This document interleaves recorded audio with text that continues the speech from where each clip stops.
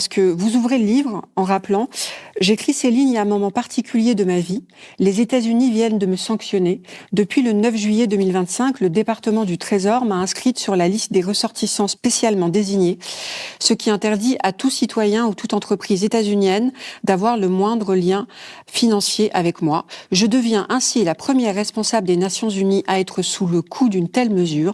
Je partage désormais le même sort que Vladimir Poutine, l'ayatollah Ali Khamenei ou encore le président vénézuélien Nicolás Maduro pour le crime absurde d'avoir, dit-on, collaboré avec la Cour pénale internationale. La réalité est tout autre. Ce que l'on me reproche, c'est d'avoir dénoncé les violations des droits de la personne commises par Israël contre les Palestiniens. Dans plusieurs lieux d'Europe, on est arrivé à ça, mais pour moi, la France, c'est ça. C'est une France insoumise qui est toujours réveillée, quoi, qui ne s'endort pas. Et j'ai senti aussi toujours un peu de jalousie en tant qu'Italienne. Je disais, mais pourquoi nous, on est tellement à l'arrière? Aujourd'hui, non. Aujourd'hui, cette France me fait peur, quoi.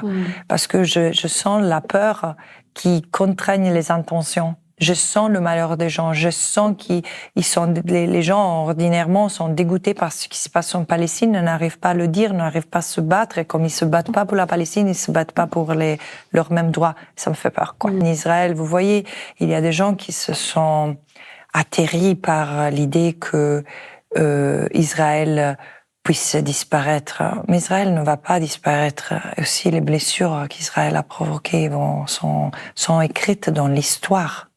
Pas seulement l'histoire du peuple palestinien, l'histoire de tout le monde qui, aujourd'hui, les jeunes apprennent ce qui c'est un génocide grâce à Israël.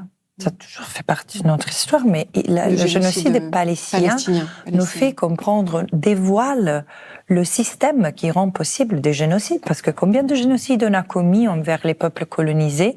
Bon, la France n'arrive même pas à bien gérer son passif colonial vis-à-vis de l'Algérie, mais je pense vis-à-vis un peu toute l'Afrique qui a été colonisée, quoi. Mais c'est pas seulement la France. Je sais que c'est quoi l'antisémitisme. C'est la violence, la discrimination, le racisme envers les Juifs en tant que Juifs. Ma critique à l'égard de l'État d'Israël n'a rien à voir avec la religion.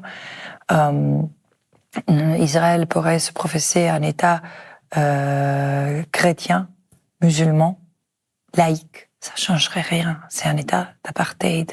Un État d'apartheid qui utilise la loi militaire pour les Palestiniens et la loi civile pour les colons qui ne devraient même pas être là.